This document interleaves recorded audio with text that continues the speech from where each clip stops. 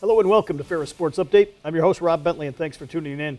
On today's show, we've got a special edition as we preview the Ferris State men's and women's basketball teams as they head off to the NCAA Division II Elite Eight. We'll also look back at the regional championships won by each team, and we're joined today by a good friend, Sandy Gholston, broadcast analyst here for Ferris State basketball. And Sandy, what an exciting time here for both basketball programs. Yeah, being tired never felt so good. I mean, that was quite a marathon of games that we had, but to be able to bring both regional tournaments to the fans the way we were able to do, and then to cap it off with 2 regional championship victories, I wouldn't change a thing. Of course, we'll start off with the most recent one, the men's basketball, which won the regional championship on Tuesday night down in Indianapolis, really capping an incredible stretch for the Bulldogs with 3 games in 4 days. Yeah, I mean, it was quite a run for the Bulldogs, you know, coming into that tournament with maybe a little bit of a lower seed and maybe, you know, having to really get on a nice run as they did in the GLIAC tournament to come into the regional tournament. They really set themselves up for good success. We loved the way that they were playing in the GLIAC tournament toward the championship, and then they really carried that momentum into the regional tournament and had a great run of 3 games capped by a huge win over Lake Superior State. The 3rd time we played them, every game was tough. Bulldogs able to find a way to get a win. Of course, you mentioned going into this regional tournament, the Bulldogs coming off the GLIAC tournament championship, the 6th one in school history, and the 5 of those or so have been won under head coach Andy Bronkham, and really playing some great basketball, healthy at the right time of the season. Yeah, I mean, Coach Bronx really did a good job because, you know, over the course of a long season, you have to manage so many different things, and we had different injuries at stages of the season. You know, you're going to go through some highs and lows at times during the season where you're playing really great and then maybe not so great, and then you're playing great. Fortunately, Coach Bronkham and the staff were able to manage the team very well. The health started to come around, and boy, the Bulldogs started playing their best basketball of the season at the right time in the GLIAC tournament, again, carrying that momentum into the regional tournament where the competition only got tougher. Of course, as we see some of the highlights of the regional tournament action, the Bulldogs started off with a familiar opponent, Northern Michigan, a talented basketball team, and really able to put together a great performance in that opening round game. Yeah, certainly one of the most talented basketball teams in the region, and a number of just great individual players that really came together and played well as a team. Northern Michigan had a great run in the regular season to win the regular season championship. Did stumble a little bit in the GLIAC tournament, but you knew they were going to be a really tough opponent. And the Bulldogs had lost, quite frankly, we had lost to Northern Michigan during the regular season. They were close games, but the Bulldogs really stepped up. And I think that game in the regional tournament really set the tone that the Bulldogs are here and they are for real. Of course, the Bulldogs upsetting the number 4 seed. They were the 5th seed going into the regional tournament, and then you had to come back the next night after beating Northern Michigan, and you take on the number 1 team, the host of the regional tournament for the 2nd year in a row in the University of Indianapolis. Yeah, and we knew they were going to be a tough team, and you mentioned it 2 years in a row that Indy had hosted this regional, so you don't get a chance to host a regional by accident. You have to really earn that privilege, and that's what Indy did. And they were a very good basketball team, very athletic, very physical team. Of course, Jarvis Walker, who's their leader on the court with his scoring ability, and he's the son of Ferris State royalty, a couple of Ferris State Hall of Famers, and so we knew that he was going to play a great game, and he really did. And the Bulldogs really had to offset him with a great team effort to get a win in overtime, a really tough, hard-fought win in overtime over the Greyhounds. The regional semifinal, one of those games where, kind of like we've seen in the recent stretch, the Bulldogs found themselves down at halftime and really put together a great second half, came back, led by Ethan Erickson and Ben Davidson, who hit some huge shots going down the stretch for the Bulldogs. Yeah, I mean, ideally you'd love to have 2 great halves, and then if necessary you go into overtime. But the thing that you like is that the Bulldogs have really been able to rally in the second half, and we can't forget that they're playing tough competition. And so when you play tough competition, you're going to have to bring your A game, because a lot of times they're going to come out great.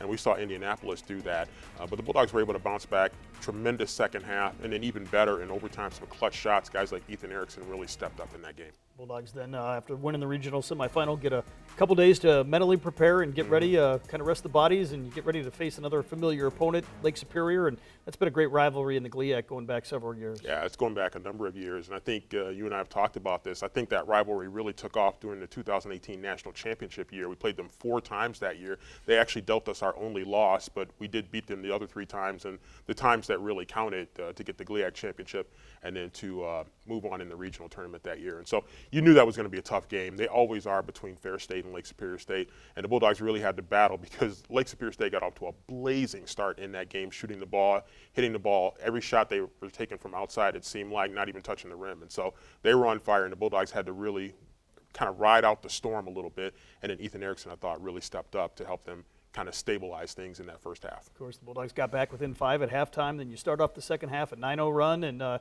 only are you back in the ballgame, you've got the lead, and from there it was kind of back and forth down the stretch.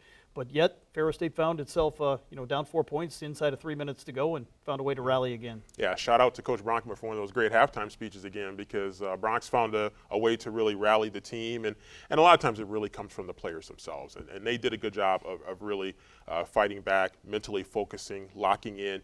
There's no secrets between Ferris State and Lake Superior State, so I thought the Bulldogs really did a great job of locking in and doing what they had to do down the stretch. It was a game that could have gone either way down the stretch, but the Bulldogs made a few more plays than the Lakers to come out with a huge win. Of course, we saw the Bulldogs get a chance to celebrate on the floor at Nicholson Hall after winning the regional championship on the road.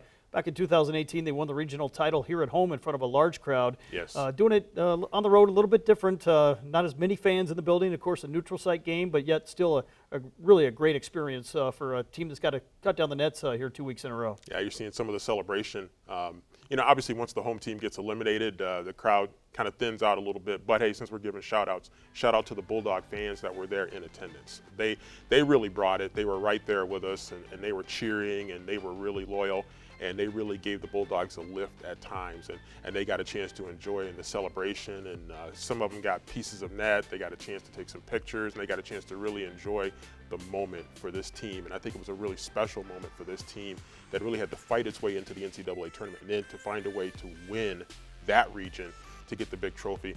Great feeling. Of course, we'll talk more about the Division II Elite Eight coming up here later in the show, and this will be the third appearance for the Bulldogs in the Division II Elite Eight. On the men's basketball side, really a group of seniors here, 6 seniors for the Bulldogs that don't want to see their seasons end here anytime soon. And I think you saw that.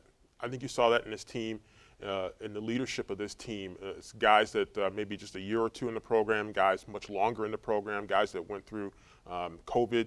And they all really rallied together for a purpose, and that's to extend their senior season as long as possible. They feel like they're not done yet, and they played like it. Of course, the Bulldogs, a deep team. They played 10 guys here in the regular tournament, each and every game. I think 2 or 3 of the games, all 10 guys scored. And it's been a different guy kind of leading the way. We saw Veas Grzoulis win the GLIAC tournament MVP honor. Ethan Erickson winning the Midwest region MVP honor for the Bulldogs. Yeah, I think in at least 2 of those games in the region, I think that our depth really paid off for the Bulldogs. And I think being able to go that deep with confidence and have guys come in and deliver, that is a lot of confidence that Coach Bronkman can have, that if somebody's off or somebody needs a rest, he can bring in somebody with quality that's going to get the job done. You know, this is a team that's got a lot of veteran experience and a team that's very confident going into the Division II Elite Eight. Yeah, they are, and they should be. I mean, this is a team that's been through a lot together and a tremendous amount of experience on this team, and a lot of guys that really are comfortable with their roles. They really play together as a unit. They play together as a family, and I think you and I had a chance to see that up close traveling with the team and seeing how they interact off the court as well as on the court in practice and shoot-arounds. This is a team that's really come together, glued together like family. That's a look at men's basketball here as the Bulldogs get ready to head off to the Elite Eight. Ferris State winning the Midwest Regional Championship this past week in Indianapolis. When we come back, we'll talk about the Ferris State women's team as they gear up for the Division II Elite Eight as well, right here on Ferris Sports Update. First, you'll move in. Explore campus. Make your first music video. Animate a logo. Create a documentary. Stream sports. Produce live television. Collaborate with others. And make an impact. Learn how to capture the moment in television and digital media production at Ferris State University. That's it. I'm hangry. What is it going to take? A pizza for $5.99? Weekly specials? Online ordering? Actually, that sounds pretty good. I think I know just the place.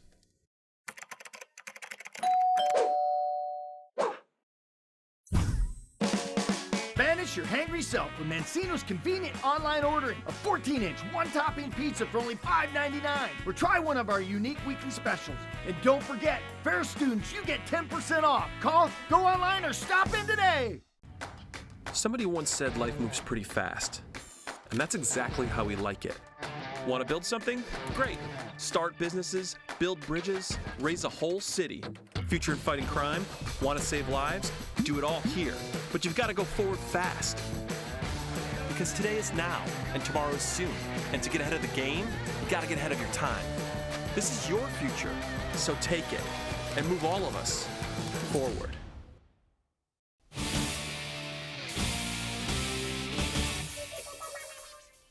Welcome back to Ferris Sports Update. Time to check in with the Ferris State women's basketball team. We just talked about the men's team winning the Midwest Regional Championship, and the Bulldog women able to do the same here as well this season. As Sandy Gholston rejoins me here to talk about women's basketball. And Sandy, an incredible run for the Ferris State women's basketball team. Already the most successful season here in Bulldog history. Yeah, I mean, when you think of what they looked like, their profile even coming into the regional tournament, it was still pretty impressive. Just a great regular season, nationally ranked, and rose really high up into the top 5 in the nation. And so this was a team that was playing with a target on its back and playing well with a target on its back. They were getting everybody's best shot. Once you start to rise up in those national rankings, everybody is putting you on their schedule with a red circle around it, and the Bulldogs did a great job responding. Of course, the Bulldogs go into the regional tournament as the number 3 seed. The number 1 team, Grand Valley State, is the number 2 team in the nation. The number 2 team, Ashland, the number 1 team in the nation. And both of those teams entered the regional tournament with 1 Division II loss, and that came to Ferris State, the number 3 seed, going into what was a very loaded Midwest region. A very loaded Midwest region. And you think if Ferris State's in any other region in the country, they're probably a number 1 seed. And so that should tell you a lot about what this region was. And so, and the Bulldogs fortunately had familiarity with Ashland and Grand Valley. Of course, Grand Valley being our big rival, and Ashland a former conference rival that we've had a chance to play in non-conference play. And so the Bulldogs had some familiarity, so there were no secrets about how difficult, how challenging the gauntlet this region was going to be. Of course, we started off our broadcast coverage on the women's side as the Bulldogs traveled down to Allendale to face Lewis, the Great Lakes Valley Conference champion in round 1, and a terrific start in that ball game and really a decisive win for the Bulldogs in the opening round. Yeah, if anybody had any doubts about how the Bulldogs were going to come out against Lewis, I think that went away pretty quickly. Bulldogs came out really focused. They came out with a great approach. They were hitting shots, and they were really defending, and that's a theme that you're going to see continue throughout the regional tournament. The Bulldogs really defended exceptionally well against a very good offensive Lewis team. Again, as you mentioned, champions of the GLBC. The Bulldogs knew that they were going to have to bring their A game in a region this difficult, and they did right off the bat with Lewis. They came back round 2. We called 5 of 6 NCAA tournament games involving the 2 Bulldog teams, and the one we missed was a big one and a big Bulldog win as they knocked off the defending national champion Ashland Eagles in the regional semifinals. Again, a great start, led 22-10 after the first quarter, and able to hold on against a very talented opponent. Yeah, they really had 2 classics with Ashland this year. And oh, by the way, the Bulldogs gave Ashland their only 2 losses of the season. So that shows you how great a team Ashland is, a greater program Ashland is. Ashland actually the defending national champions in addition to the champions of the GMAC. And so that was a great game. And we actually were watching that game when we were down in Indianapolis. We had it up on the screen on the laptop, and we were watching it. And following that game, while watching the game before us, it was just really a great performance by the Bulldogs against a team that you knew had the Bulldogs in the crosshairs. They remembered that regular season game, and they wanted to avenge that A and B. They wanted to advance in the tournament as the Bulldogs did. Bulldogs then, with the win over Ashland, reached the Division II Sweet 16, the regional championship game for only the 2nd time in program history, first time since 2007, and familiar opponent again in Grand Valley State. And the 2 teams had split the regular season series, but the Lakers got a big win in the last matchup in Allendale before the regional tournament. Yeah, you know, the Lakers, to their credit in that game, like the Bulldogs in the game in Big Rapids, they came out just red hot in that game in Allendale in the regular season. But in this game in the regional tournament, first of all, the setting was unbelievable. I mean, the building was packed, standing room only, and just a great scene, probably one of the greatest scenes we've ever witnessed for a Division II game in West Michigan, and the Bulldogs really had to step up. They knew it was going to be tough. They knew they had to get up to a better start than they did the last time they played the Lakers in Allendale. Not really just a showcase for Division II basketball here in West Michigan, but Division II women's basketball, and great to see both programs really get the recognition they received here in a classic women's basketball game. Yeah, I mean, it's the best of all worlds. It was a competitive game by both teams, 2 excellent defensive teams. So you had a great game where 2 teams really played well. That's the first part that's really good. The best part, the better part, is that we played a little bit better, and we were able to get the regional championship. And you know, what a celebration it was for the team, because you know, obviously Grand Valley was going to maybe be favored. They were the team that was the host team coming in, and they had the more recent win over the Bulldogs, and they had won the GLIAC championship. So the Bulldogs actually knocked off 3 conference champions in a row in the regional tournament. Of course, defeated 3 number 1 teams over the course of the season, and 1 number 2 team as Grand Valley was number 2 going into the regional tournament. But just a tremendous run for the Bulldogs, and you get to cap it off with winning a regional championship, which you know was exciting for head coach Kurt Westendorp and his players. Yeah, I mean, what a statement for the program, making history with that regional championship. And you had to feel good for not only Coach Westendorp. We talked about the Bulldog men's seniors, but also the women's seniors. I think many of them had to experience the challenges of COVID and some frustrations that come with that, and some frustrations over the years, and injury issues for some of our key players. But they really got a chance to savor an outstanding moment, an outstanding accomplishment, and they enjoyed every minute of it, and they should have. 49-46 Bulldog win, and they've been led over the course of the year by 3 talented players, 3 all-GLIAC first-team selections, Chloe Idoni along with Mallory McCartney and Kaden Blanchard, who all had big games at various times in the regional tournament. Yeah, I mean, Chloe Idoni has certainly been that leader in terms of scoring for the Bulldogs, particularly for the last couple of seasons, where she's really kind of reached that status where everybody recognizes her and knows that she is going to be the one to deliver the goods. And then you got Mallory, who's the floor general, who just gets the ball to people where they need it. She knows when she needs to take the shot, when she needs to score, and when she needs to set people up. Kaden Blanchard, coming off a season-ending injury early last year, really did a great job of bouncing back this year. And she is just one of the hardest workers, sacrifices the body, hits the floor, takes charges, plays good defense, rebounds. She just does a lot of the little things. And then she does the big things. She hits those bombs from outside, and she's able to get inside. You just really are happy for those 3 individuals in particular for what they've been able to do to really lead this team this year. Certainly speaks volumes for where this program has came, a program that had 4 or 5 wins not that long ago, and now playing here for a regional championship and moving on to the Division II Elite Eight. And it really meant a lot. Coach Kendra Faustin, who preceded Coach Kurt Westendorp, she was in the building, as well as a lot of players from Coach Faustin's era and a lot of players that had the Faustin era and the Westendorp era. They were in that building to celebrate, and they all got a piece of that. And so that is shows you the commitment of this program, the alumni, how much they believe in this program. They all came to celebrate how far, as you mentioned, this program has come from where it was to where it is now. Certainly a special scene at the end of the game. Some of those fans didn't want to leave Allendale. So they stuck around on the floor for a very long time celebrating that title. Yeah, they did. They did. They had to kind of turn the lights down a little bit to kind of signal that, okay, it's time to go. But just a great scene, cutting down the nats and celebrating, all kinds of photos being taken, everybody getting their photos with the trophy. It just really meant a lot to all of us, and for you and I to have the privilege of being able to call that game was just a great honor. Congratulations to the Ferris State women's basketball team, the Midwest Regional champions for the first time in program history. We'll take a break. When we come back, we'll talk more about the Division II Elite Eight as both Ferris State teams get set to represent the Bulldogs on the national level right here on Ferris Sports Update. Ferris State University is unlike any other. Focused on career-oriented education featuring many unique and specialized programs, Ferris offers degrees that meet industry needs. At Ferris State, students enjoy a campus community full of opportunity that embraces excellence, diversity, and collaboration through values first introduced by our founders Woodbridge and Helen Ferris almost 140 years ago. Our graduates are everywhere, positively impacting businesses big and small, locally and globally. Explore your future with us. Apply today. Want to be a storyteller? The Television and Digital Media Production program at Ferris State University is the create space for you. At Ferris, you will apply creative and technical skills to create stories worth telling. You will be immersed in your learning. You will practice every part of the production process. You will create in state-of-the-art facilities with the latest equipment and software. The TDMP program at Ferris State. Learn to make storytelling your career. Find out more at ferris.edu/TDMP. The Ferris State Bulldogs, the knockoff Grand Valley penalty kick. From Division I hockey to championship caliber Division II teams, Ferris State student athletes never give up. Every period, every quarter, every game, on the field or court, and in every classroom, they embody our Bulldog mascot through their hard work and dedication. Support our Bulldogs. Visit ferrisstatebulldogs.com.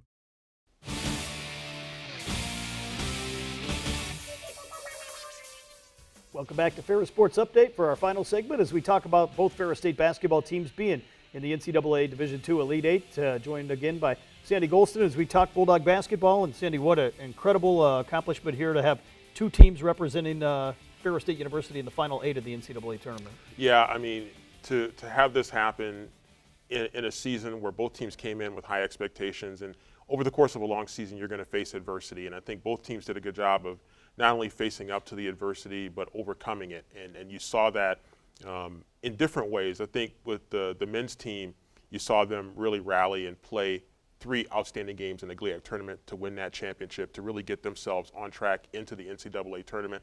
And I think you saw the women bounce back from a disappointment in the GLIAC tournament to have an outstanding run in the regional tournament. Men, of course, had an outstanding run in the regional tournament as well to make it to the Elite Eight. Of course, as we see the Elite Eight matchups, the Bulldog women will start off the Elite Eight in St. Joseph, Missouri, as they take on the University of Tampa on Monday. Of course, we're taping this show a little bit ahead of that, so going to be a little bit late for those tuned in, but the men's team will start off on Tuesday night against the number 1 seed in Minnesota State down in Evansville, Indiana. So 2 different locations here, about 7 hours apart from each other. Yeah, just 7 hours apart. So we'll see how we'll make that work. So, but you know, I think the one thing about you get to the Elite Eight, and you and I had an opportunity to cover the men's basketball team in the Elite Eight in 2018, is that no matter who you face, it's going to be tough. The men in 2018, we were the number 1 seed. We faced Barry, and that was a tough game right off the bat. So, you know, don't just assume that the number 1 seed is automatically going to win over the number 8 seed. And so the Bulldogs are going to come in as a hot team with a lot of confidence on the men's side.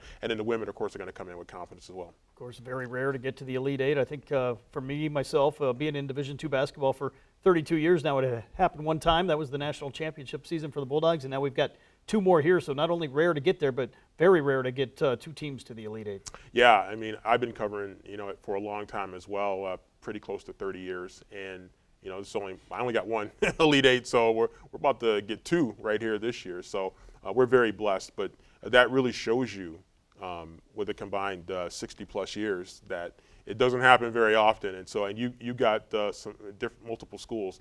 So it doesn't happen very often, so you got to savor it, and when you get that opportunity, you got to try to take advantage of it. Of course, the Bulldog women, as we start there, will be making the trip to St. Joseph, Missouri to have the radio coverage on Sunday 97.3 here in Big Rapids, ferrisstatebulldogs.com, and great matchup here in the first round between the Bulldogs and the Spartans of Tampa. Yeah, that's going to be a great matchup.